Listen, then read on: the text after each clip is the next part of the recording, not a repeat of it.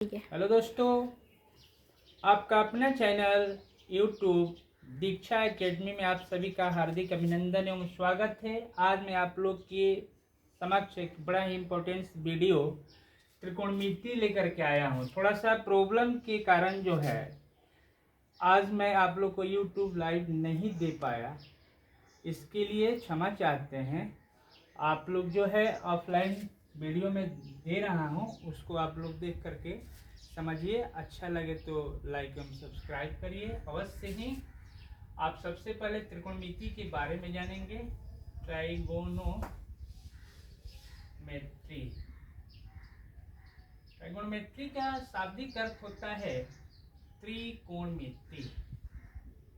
त्रिकोणमिति त्रिकोणमिति मतलब तीन कोणों का मापन। तीन कोणों का मापन ही त्रिकोणमिति कहलाता है। आप इसको इंग्लिश में जानेंगे। ट्राई मीन्स होता है, try means three. Try means three. गोनो मीन्स होता है एंगल। गोनो मीन्स एंगल होता है। मेट्री, मेट्री का अर्थ होता है मेजरमेंट। मेट्री मीन्स होता है मेजरमेंट। तो the measurement of three angles, क्या बोलेंगे? द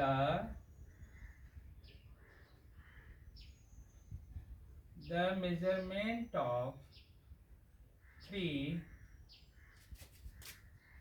एंगल्स,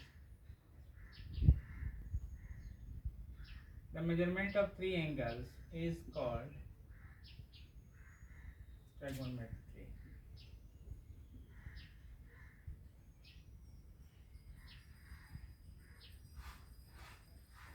या आप इस तरह से भी बोल सकते हैं, trigonometry is the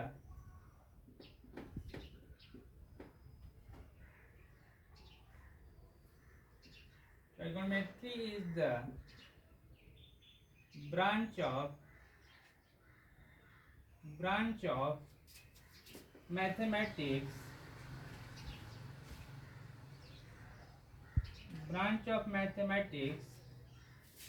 in which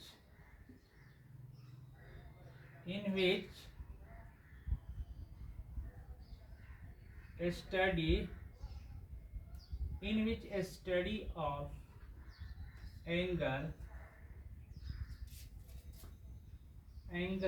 and the triangle.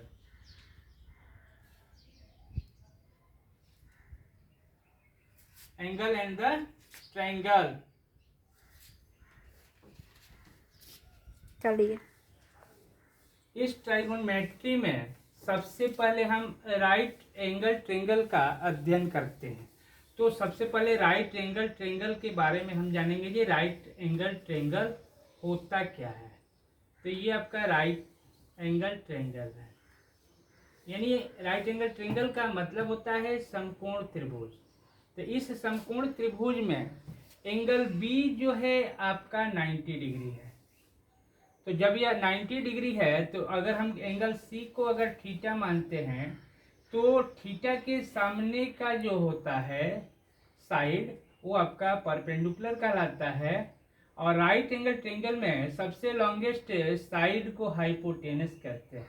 Hypotenuse मतलब होता है कर्ण, और परपेंडिकुलर का मतलब होता है लंब, और ये आपका बेस हो जाएगा, जिसको हम आधार कहते हैं।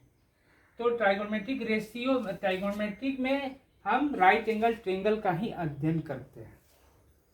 और सबसे पहले इसमें हम रेशियो के बारे में जानेंगे।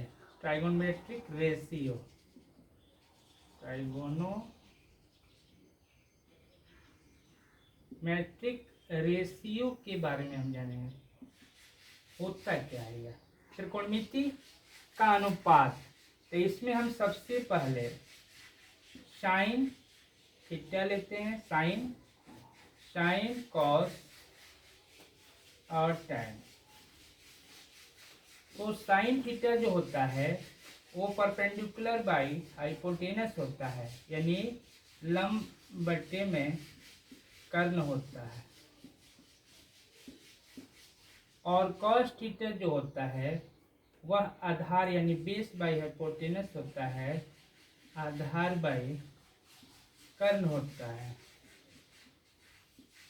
और टेन थीटा जो होता है वो परपेंडिकुलर बाई बेस होता है, जिसको हम लंब बाई आधार बोलते हैं, लंबाई आधार बोलते हैं।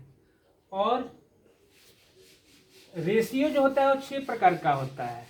ट्राइगोनोमेट्रिक में रेशियो 6 प्रकार का हम पढ़ते हैं, साइन कॉस टैन, और इसका इनवर्स होता है। साइन का इनवर्स जो होता है वह कॉसेक थीटा होता है।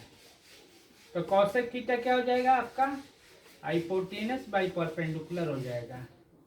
और कॉस थीटा का इनवर्स होता है सेक थीटा, और सेक थीटा जो होता है एच बाई बी होता है।